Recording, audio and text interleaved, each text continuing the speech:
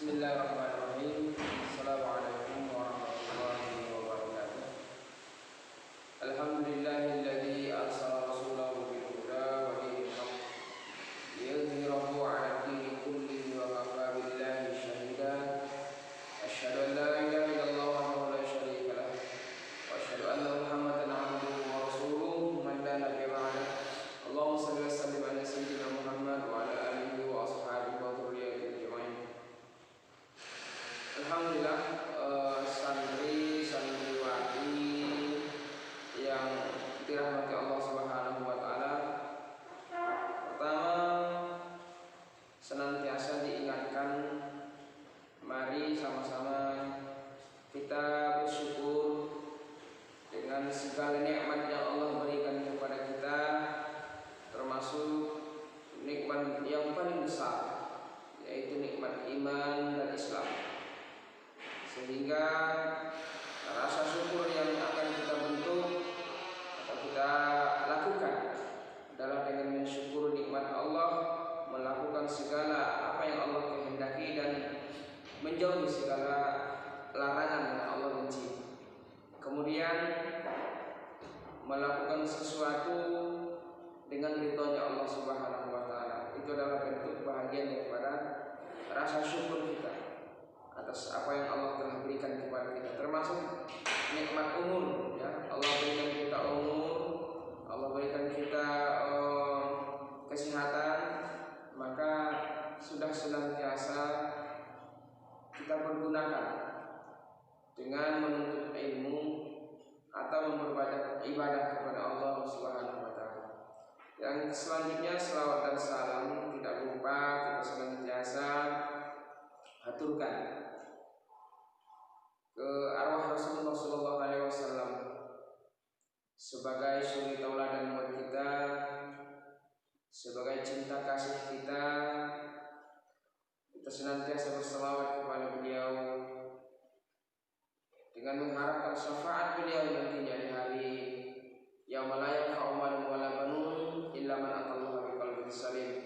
Baik teman-teman semuanya, santri, santriwati yang berbahagia, seperti yang sebelumnya, bahwa pada hari ini kita melakukan kajian rutin kita, kajian yang biasa kita lakukan, yaitu kajian fikih. Berketepatan pada pertemuan kali ini kita mengulang kembali atau menyambung kembali kajian kita yang telah kita kaji atau kita lakukan pada minggu yang lalu. Baik teman-teman semua, kembali pada bab taharah, bahwa di minggu yang lalu kita membahas tentang bersuci, yaitu ada dua yang berkaitan dengan bersuci, yaitu ada hadas dan ada najis. Ada hadas dan ada najis. Kesimpulan yang minggu yang lalu bahwa taharah itu ada dua makna dalam taharah. Bersuci itu yaitu berhadas, membersih-bersih daripada hadas dan bersih daripada najis. Hadas terbagi menjadi dua, hadas besar dan hadas kecil. Namun sebelumnya pernah juga disampaikan bahwa hadas ini berkaitan dengan badan manusia, ya, berkaitan dengan badan manusia, ya. Kemudian yang berkaitan dengan najis itu berkaitan dengan badan manusia atau benda seperti tempat, pakaian dan seterusnya, ya. Pakaian yang bernajis misalkan, tempat yang bernajis misalkan dan seterusnya, atau badannya. Maka najis itu lebih kepada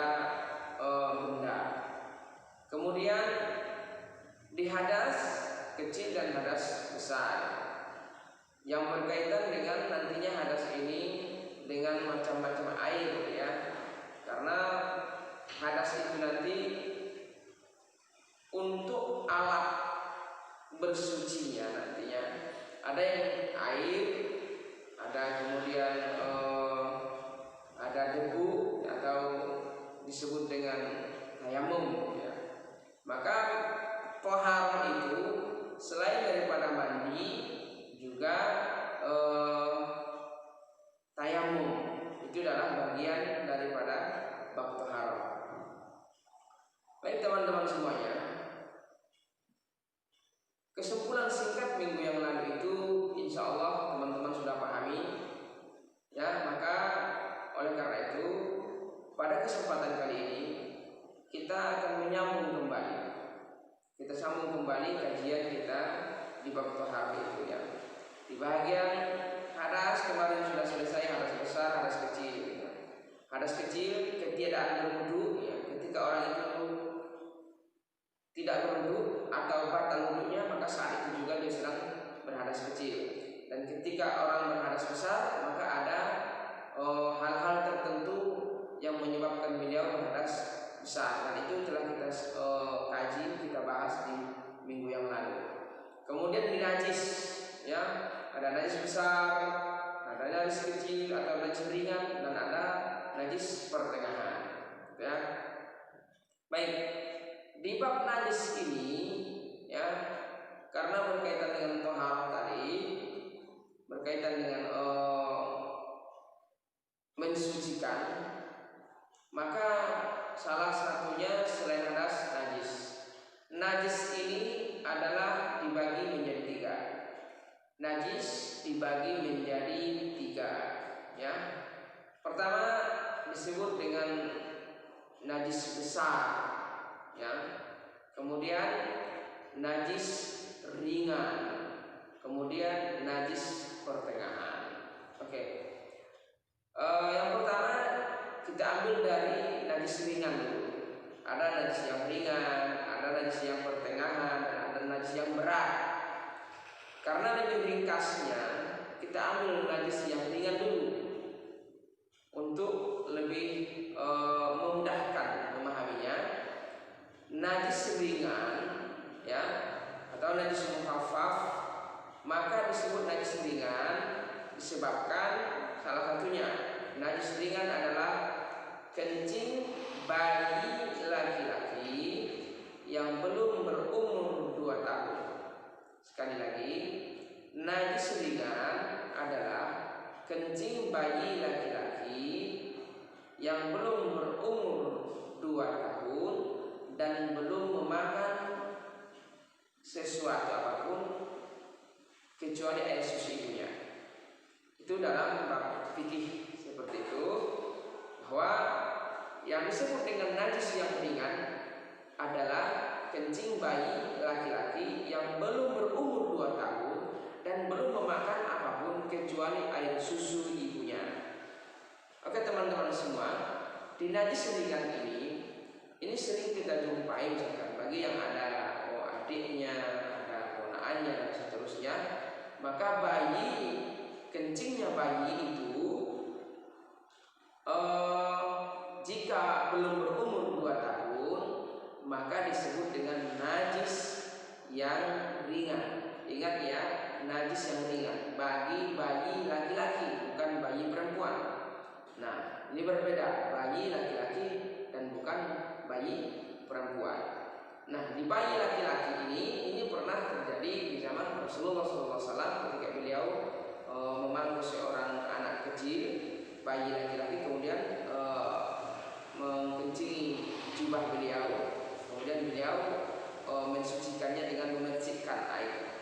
Maka najis ringan ini cara menghilangkannya, cara mensucikannya adalah dengan memercikkan air ke tempat yang kena najis, ke tempat yang kena najis. Oke, teman-teman semua,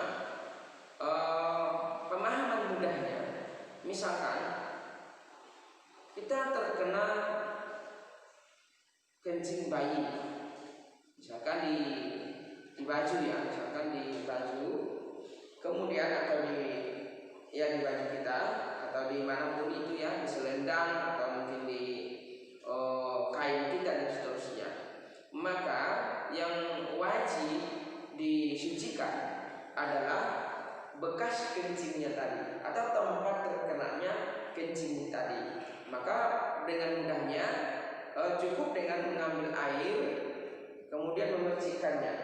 Dipercikkan air itu ke tempat yang kena najis tadi. Ya, diambil, dipercikkan, begitu ya. Setara dengan basahnya, ya, basahnya percikan itu ke ke air itu, gitu ya. Ke air yang kena kencing itu, baju yang terkena kencing tadi, dengan memercikkan air, diambil air kemudian dipercikan. Tidak mesti harus dibuka kemudian dicuci kembali kemudian digosok dan seterusnya, tidak perlu. Maka air yang kena itu atau kencing bayi laki-laki tadi cukup dibersihkan, disucikan dengan percikan air. Dipercikan air di situ sampai kelihatan membasah, gitu ya. Kemudian dia sudah bagian daripada suci, sudah dikatakan suci dan boleh dibawa untuk sholat. Baik teman-teman, itu satu ya, yaitu kencing ya, kencing bayi laki-laki yang disebut dengan najis ringan ya. Kemudian najis yang berat. Kenapa dari yang ringan langsung ke yang berat ya? Kita ambil sisi yang ringan dan beratnya, karena nanti di bagian yang najis pertengahan ini agak banyak ininya ya, penjelasannya. Maka kita ambil yang mudah-mudahnya dulu. Pertama, najis yang ringan, yaitu kencing bayi laki-laki yang belum berumur 2 tahun dan belum memakan apapun kecuali air susu ibunya. Kemudian air najis yang najis yang berat. Najis berat ini seperti khinzir atau babi dan anjing, gitu ya. Kemudian di bahagian najis besar ini ya, yang disebut dengan najis besar itu anjing dan babi, maka khusus di anjing ini jilatannya itu yang disebut najis besar ya. Ketika dijilat misalkan, maka wajib dicamak ya. Kemudian dia harus berlawanan, kering dan basah, gitu ya. Misalnya anjing itu basah, kita kering, kemudian kita pegang-pegang, kita halus-halus, kemudian dijilatnya gitu. Kemudian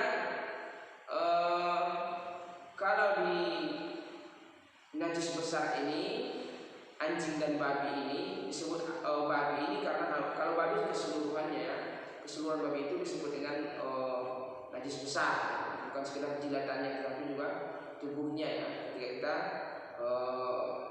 berdekatan dengan dia, bersentuhan dengan babi ini ya, apalagi dalam keadaan basah ya, dia basah atau tidak basah gitu ya, maka disebut dengan najis besar ya. Maka cara mensucikannya juga kotorannya ya, bukan sekedar babinya tapi juga kotorannya. Maka najis besar ini cara menghilangkannya dengan mencamaknya. Mencamak ini dengan membasuh 7 kali ya, dibasuh 7 kali. Salah satu dari yang 7 ini dicampur dengan tanah, misalkan. Boleh di basuhan pertama atau di basuhan kedua, ketiga, keempat, kelima, keenam, dan ketujuh. Misalkan kita menyentuh gitu ya, kemudian tiba-tiba misalkan kita punya anjing misalkan. Kemudian ketika misalkan anjing ini basah, kita peluk gitu ya. Kita peluk karena senangnya, kita peluk, kita halus-halus gitu ya. Maka bagian yang kita kena ini, kita sentuhkan ke anjing ini, sudah bagian daripada ini ya, najis besarnya itu. Apalagi sampai di jilat-jilatnya gitu ya, jilat anjing gitu ya.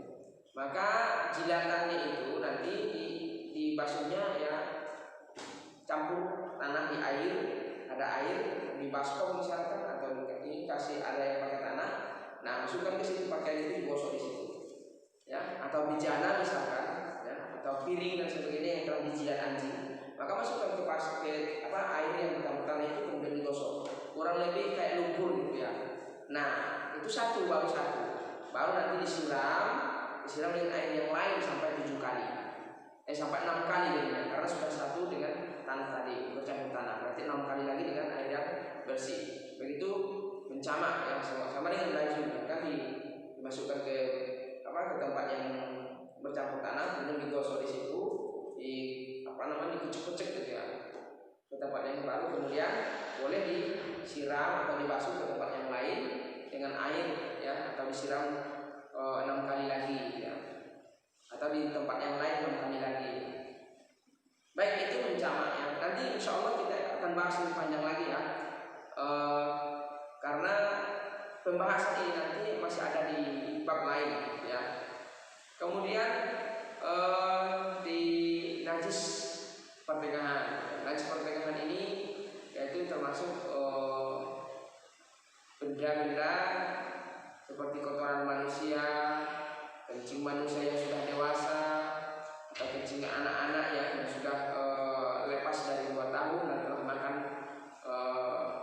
selain susu ibunya. Kemudian ada darah ya, baik darah biasa, darah bersih yang contohnya darah yang terkena luka kemudian mengalir, itu bagian daripada najis ya. Ataupun darah yang kotor seperti darah haid, darah nifas dan seterusnya, itu juga bagian daripada najis. Kemudian muntah ya, ada muntahan ya. Kemudian kotoran manusia yang keluar dari depan dan belakang ya. Depan belakang itu keluar, semuanya yang keluar dari belakang dan depan adalah disebut dengan najis kecuali mani ya, kecuali air mani. Air mani itu tidak najis ya. Tapi selain itu disebut dengan najis ya. Baik,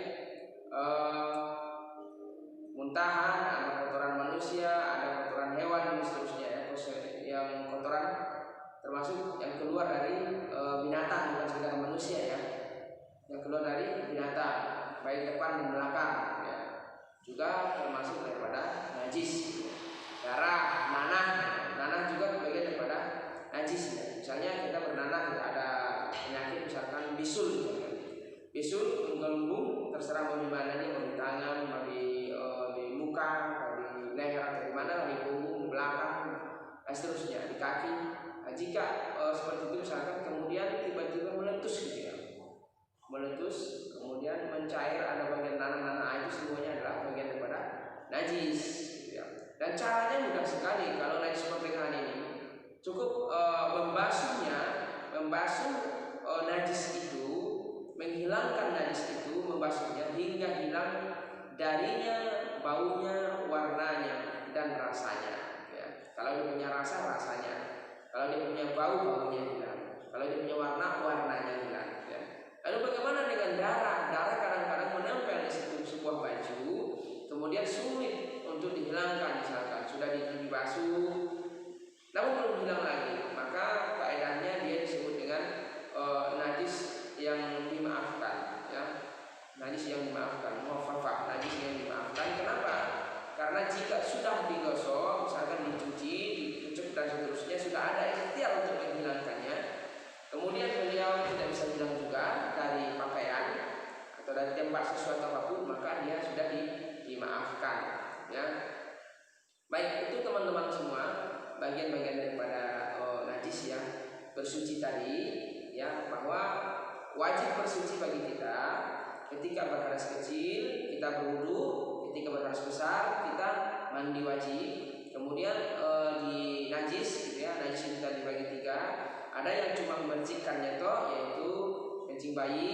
Kemudian ada yang harus dicamak ya. Dicamak itu membasuhnya 7 kali ya. Salah satu dari yang 7 itu airnya dicampur dengan tanah. Kemudian najis yang pertengahan ya. Najis pertengahan yang biasa kita jumpai ya, yang tadi sudah Bapak sebutkan, ada nanah, ada darah, ada muntah, ada kotoran yang keluar dari 2 jalan bagi laki-laki di depan dan belakang gitu ya. Kemudian membasuhnya tadi cukup dengan menghilangkan baunya, rasanya dan warnanya. Jika dia punya warna, punya rasa dan punya bau dihilangkan. Apabila telah hilang, maka telah hilanglah najisnya. Nah, seperti itu. Baik teman-teman, itu bagian yang bisa mungkin kita bahas pada pertemuan kali ini. Kita masuk tadi pada bab najis ya. Karena nanti insya Allah di lain kesempatan, di lain pembahasan lain akan masuk lagi tentang bab najis ini. Insya Allah nanti kita akan bahas lebih panjang lebar. Ya, ini baru sekedar pengenalan tentang najis atau tentang toharoh tadi. Bahwa toharoh itu dibagi menjadi dua, yaitu suci kita dibagi menjadi dua, yaitu suci daripada hadas dan suci daripada najis. Ya, karena memang bab-bab yang dua ini adalah menyangkut tentang ibadah kita ya, ibadah rutin kita melaksanakan ibadah, maka Allah berikan panduannya, Allah berikan syarat-syaratnya agar ibadah itu sempurna, keterima oleh Allah Subhanahu Wa Taala. Salah satunya adalah harus suci, harus suci. Maka perlu kita ketahui bab-bab bersuci ini agar kita senantiasa lebih baik, ya, bisa lebih baik ya di hadapan Allah Subhanahu Wa Taala dalam melakukan ibadah-ibadah kita. Baik teman-teman semuanya, mungkin pada pertemuan kali ini kita cukupkan sampai di sini. Selanjutnya nanti insya Allah kita akan masuk ke bab-bab alat bersuci itu ya, alat bersuci termasuk air, kemudian ada debu dan seterusnya. Baik teman-teman semuanya, kita cukup sampai di sini pembahasannya. Monggo teman-teman semua, agar kita bagian daripada orang-orang yang betul-betul ingin dekat dengan Allah, ya, maka kita harus prioritaskan tentang ilmu untuk bisa dekat dengan Allah. Ya, salah satunya ilmu tentang fikih ini yang memberikan kita pengetahuan bagaimana diri kita lebih dicintai oleh Allah, ya. Maka oleh karena itu teman-teman, monggo disiapkan ya, coret-coretan atau misalnya rangkuman-rangkuman yang dirangkum atau yang didapat pada setiap kali pertemuan, ya. Baik ia mungkin dari bab pertama ya, kemarin itu apa saja, tolong dirangkai aja, dibuat ya. Misalkan pertemuan pertama, kira-kira menurut penjenengan ini hasilnya apa yang kamu dapat, di pertemuan kedua apa, pertemuan ketiga apa, biar ada bukti bahwa kamu serius dalam melakukan perkara-perkara thalabul ilmi untuk mendekatkan diri kepada Allah Subhanahu Wa Taala. Baik teman-teman, cukup demikian yang bisa kita kaji, kita bahas pada pertemuan kali ini. Kurang lebihnya mohon maaf ya. Semoga pertemuan kali ini atau pertemuan selanjutnya dan seterusnya Allah berikan kita keberkahan ilmu ya, dengan dengan keadaan misalkan yang bermacam-macam ya di antara kita, dengan situasi dan kondisi yang mungkin bermacam-macam di antara kita, kita masih menyempatkan menseriusi dalam menuntut ilmu. Maka kita berharap dengan